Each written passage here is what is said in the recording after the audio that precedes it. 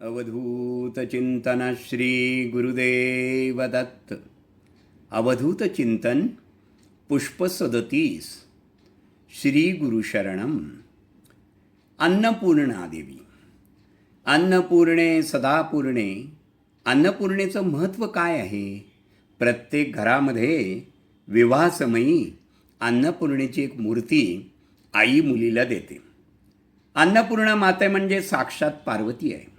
घराघरात असणार धनधान्य आणि बनवणाऱ्या अन्नाला चविष्ट करणारी ती देवता म्हणजे साक्षात अन्नपूर्णा होय.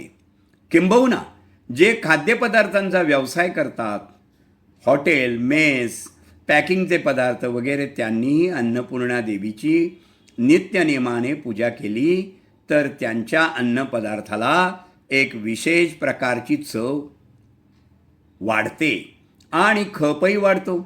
आद्य शंकराचार्य लिखित अन्नपूर्णा देवीचं स्तोत्र लिहून तुमच्या घरात लावल्याने येणारे अनुभव जे आहेत ते अनन्यसाधारण आहेत. किमान श्री अन्नपूर्णा प्रसन्न एवढा तरी एक छोटासं कागदावर लिहून बोर्ड लिहून ठेवावा. आपल्याकडे शंकर अन्नपूर्णेकडे भिक्षा मागतानाचा फोटो स्वयंपाकघरात लावण्याची एक परंपरा फार जुनी आहे. बऱ्याच घरातून अशा तक्रारी असतात की अन्न कुणी आवडीने खात नाही, थोडं केलं तरी संपत नाही.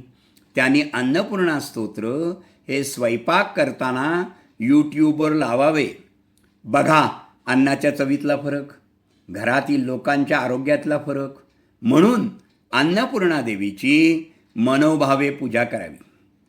महादेव जेव्हा पार्वती देवीला म्हणाले की हे सगळे जग म्हणजे माया आहे, देवी पार्वती अन्न हे माया आहे हे मान्य करायला तयार नव्हती. तेव्हा पार्वती देवीने रागाने जगाचं रहाडगाडकं थांबवलं. सगळ्या जगात हाहाकार माजला.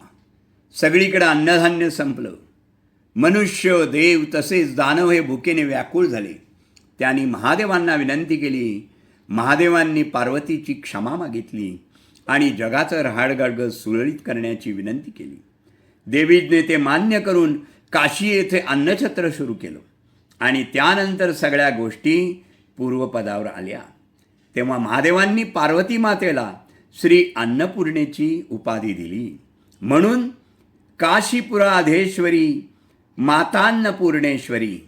अन्नपूर्णा मातेचा हा गायत्री मंत्र तो खालीलप्रमाणे: ओम भगवते विद्महे माहेश्वरेय धीमहि तन्नो अन्नपूर्णा प्रचोदयात. अन्नपूर्णा या देवतेला एक अनन्यसाधारण असं महत्त्व आहे. विशेषतः आपण दत्त संप्रदायात असल्यामुळे तेव्हा दत्ताला नैवेद्य दाखवला जातो, त्यानंतर लगेच अन्नपूर्णेलाही दाखवला जातो. आपल्याला नेहमी कोडं पडतं अन्नपूर्णेला एवढं महत्त्व का आहे. या संबंधी शंकर पार्वतीची एक कथा प्रसिद्ध आहे. अन्नाचे एवढं महत्त्व श्री शंकराला मान्य नव्हतं. दोघांचा वाद झाला. पार्वती रुसून बसली आणि ती अन्नपूर्णा रुसून बसल्यामुळे जगात हाहाकार माजला. अन्न नसल्यामुळे लोकांचे हाल झाले आणि अन्नपूर्णेच्या स्वरूपामध्ये पार्वती माता काशीला अवतीर्ण झाली. सगळी परिस्थिती शंकरांनी पण अनुभवली. अन्नाचे महत्त्व समजले आणि स्वतः कटोरा घेऊन पार्वतीकडे भिक्षा मागायला आले. अन्नपूर्णेचे हे पहिले मंदिर काशीला आहे. लक्षात घ्या, जीवनात अन्नाला अनन्यसाधारण महत्त्व आहे. समस्त प्राणी मात्र अन्नाशिवाय जगू शकत नाही. अन्न शरीराला शक्ती पुरवते आणि जीवनाची नवीन उमेद सतत देत राहते. अन्न खाल्लं की शरीराला एक प्रकारचे समाधान मिळते. म्हणूनच अन्नदानाला अनन्यसाधारण महत्त्व आहे. ते अन्न सुग्रास असलं पाहिजे. अन्न बनवणाऱ्याची मनस्थिती समाधानी असली पाहिजे. त्यांनी ते अन्न समाधानाने बनवले असले तर तेच पदार्थ खाऊन वेगवेगळ्या लोकांनी बनवलेल्या अन्नाची चव वेगळी असते. याचं कारण असं आहे की अन्न बनवणाऱ्याच्या वासना आणि मनस्थिती ही अन्नात उतरते.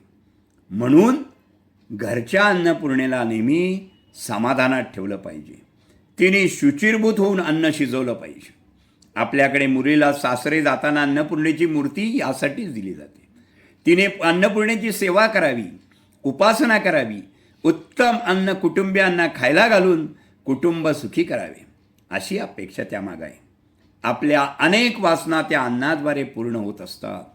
पुष्कळ संन्यासी असे पाहिले आहेत की ज्यांच्या वासना अन्नात अडकून बसतात. खाण्याच्या अनेक इच्छा अपूर्ण असतात. शरीर आहे तिथं वासना असणारच, त्या पूर्ण झाल्याशिवाय संपत नाहीत. मित्रमंडळ जमा करून आपण एखादा पदार्थ घेतला तर तो ताबडतोब फस्त होतो. आणि कसा होतो? आनंदाने होतो. अनेकांनी हे अनुभवलं असेल. शेवटी जीवन हे आनंद निर्मितीसाठी आहे. छोट्या छोट्या गोष्टीत सुद्धा आनंद भरला आहे, परंतु आपल्याला त्याची कल्पनाच नसल्यामुळं आपण तो आनंद घेऊ शकत नाही.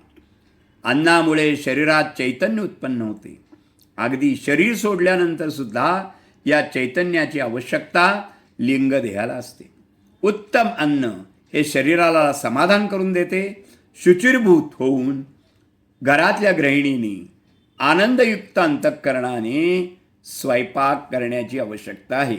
आणि ते वातावरण घरातल्या सर्व लोकांनी निर्माण करून द्यावे. त्या अन्नात प्रेम असते. म्हणूनच आईच्या हातचे अन्न आपल्याला सगळ्यात गोड वाटते. केलेला स्वयंपाक हा आपण प्रत्यक्ष परमेश्वरासाठी करतो, ही भावना करून जर केला तर तो अतिशय उत्तम होतो. म्हणून नैवेद्याचे अन्न हे अतिशय चविष्ट असते. उत्तम संसार करून सर्व प्रकारच्या वासना बघून पूर्ण केल्या पाहिजेत, तेव्हाच माणूस परमेश्वर चिंतनाकडे वळू शकतो. असमाधानी माणूस ध्यानधारणा करू शकत नाही. आपले सर्व ऋषीमुनी हे विवाहित दाखवले आहेत आणि सर्व प्रकारचे भोग भोगून वासना क्षय करूनच ते पूर्णत्वाला पोचलेले आहेत. म्हणून शंकराचार्य म्हणतात, अन्नपूर्णे सदापूर्णे शंकरा प्राणवल्लभे ज्ञानवैराग्य सिद्ध्यर्थम भिक्षां देही च पार्वती. घरात अन्नपूर्णा मातेची मूर्ती ही अक्षदाच्या ढिगावर ठेवावी. त्याने जीवनात कधीच धान्याची कमी पडत नाही. वाढलेल्या भोजनाची कधी निंदा करू नका. भोजना अगोदर अन्नपूर्णा मातेची स्तुती करा. सर्व भुकेल्यांना भोजन प्राप्त हो अशी देवाकडे प्रार्थना करा आणि मग भोजन करा. अन्नपूर्णा माता की जय. शुभं भवतु, शुभं भवतु, शुभं भवतु.